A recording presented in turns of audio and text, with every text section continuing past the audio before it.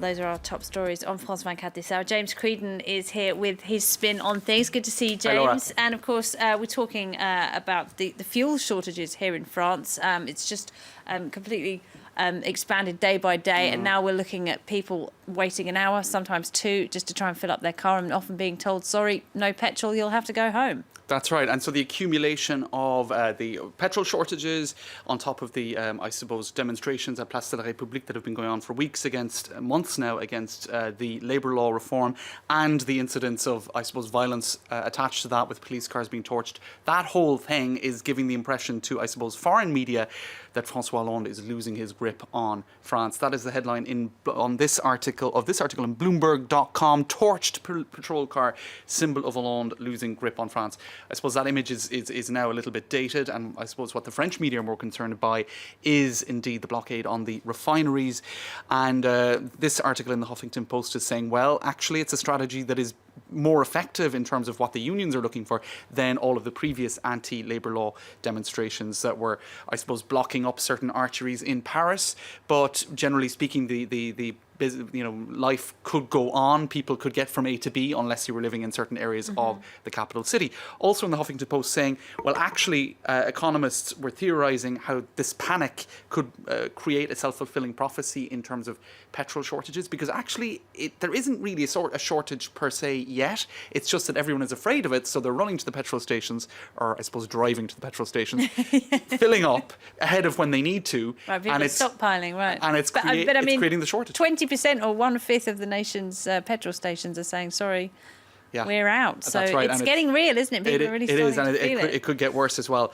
Vélib is an alternative for people not with hugely long commutes. A greener alternative. Yes. If you can find somewhere to park it at the other end. Now, people are seeing the lighter side online, as they always do. What have you got right. for us? I mean, these people on Twitter, they're not serious. They're not. Now they're allowed more words. That's it. It's terrible. They shouldn't be allowed. Anyway, this is Tintin being dug out, as he often is, for French political stories. And you can see there the car and various different characters. And I suppose the idea here being that this is blowing up as a problem in the government's face. This tired old meme now, it's becoming really used in every situation. Petrol. I am petrol, which is just pointless. And then there's this hashtag, petrol shortage in a film. No. This was the surprise hit of the day on social media. And this is Reservoir Dog. You can see there he's been given some sort of a carrot on a stick type treatment, and I don't think it's working. That didn't actually happen. Forest Pump. Very nice. Like it. Like it. Then you have Tom and Jerrycan. I mean, there you go. It speaks for itself. There's Total no limits, recall, not Total. Oh, Total. very good. Very French good. oil giant. The oil company. And then for all the fans of Manuel Valls out there, here he is being given the Mad Max treatment. Well, he's not even in the country, is he? That's right. He's out of the country right now. But there he is being cast as somebody who's responsible for blocking up the country, destroying his party. He is Mad Valls. So I'm sure his communications people are delighted with that. Absolutely thrilled. Also, Tesla doing a bit of, via GQ magazine in the UK saying, well, if you had a Tesla car, you wouldn't have this problem. Cars, yeah. Right. Yeah. The future, maybe. Now, day after something completely different, let's go to the UK, because we are hurtling towards that referendum. That's right. In or out of the European Union. Right. Getting really close. Hard Indeed. to believe it's a reality. 30 days now, isn't it? I think there's a 30-day countdown on the page. Something like that. Yes, you're absolutely right. Now, every day we hear both sides coming out with what will happen if such and such happens. Right. What will happen if we leave? Or be very afraid if you make the wrong decision. Exactly. And each side saying that the other is How many times wrong. I've been told this is a once-in-a-lifetime vote. But you've got a little more of a...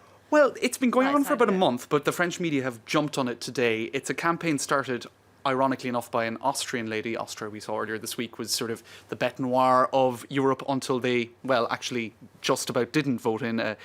They voted in a Green president, but it was a very close call. Her name is Tessa Sikovits. She lives in London, and she decided one way of getting Brits to stay is to hug them. So other Europeans would hug a Brit. You can see She's British. I don't understand. Oh no, this is another person joining the campaign. Oh, I see. So there he is, Jarvis Cocker being hugged. You have. As in British people should hug. No, non-British people should hug Brits, so Right, I should I hug see. you. Right, okay. But I'll hug All you right, later. I'll look forward to that. So you can see there's a website, there's a hashtag HugABrit. Yeah. What else do we have? There's pleasedon'tgo.org or .com, and you have all these images of Brits being hugged. Cuddled. Right? There's one, I presume he's British, but I think he's living in France. David Sharp tweeted today, and he's saying in French, my advice, accept the hug or embrace without any issues at all, but then go and vote however you want, maybe even vote for Brexit. These fools will never know. So this is somebody who just wants a free hug and is prepared to cynically accept that hug and vote the wrong way, or from the point of view of people who are hugging him. There is a bit of a problem here, according to the Wall Street Journal and Le Monde. The British don't really like to be We don't like to be hugged. well, but Stick only to a by handshake. elected people. I mean, elected close people in your life. Yes. You don't want to be hugged by strangers. Absolutely or not. colleagues. No, leave all that to people on the continent. Ce n'est pas très British, says this, and I think there's even a video. Well, it's not very by- French either, because in France there's quite a strict way of doing the bees, isn't there? You don't get in for a full-on cuddle, it's cheek to cheek. Well, Anyway, it's a lovely. I didn't know that when I first moved to France, unfortunately. Right, and there's. I do now. Would you mean kissing the boss? No, I mean, Situation? let's leave it there, James. Right. I mean the hug with the bees. Right, it can get awkward, and you're not meant to actually kiss. It's No, air kiss. don't yeah. leave lipstick That's on right. the person's cheek. I learned that. Florence Villeminot in French Connections did a whole video. Yes, on she that. did. Florence is great. Watch her show. You can find it online. That's right. Nice plug. Bisous or kisses. Yes, absolutely. Watch that. Don't make the same mistakes I did. Okay, James, we'll leave it there. Mwah. Thank Hug you a very Brit much. or air kiss a Brit, whatever. Yes, exactly. James Creedon there, entertaining us with Media Watch.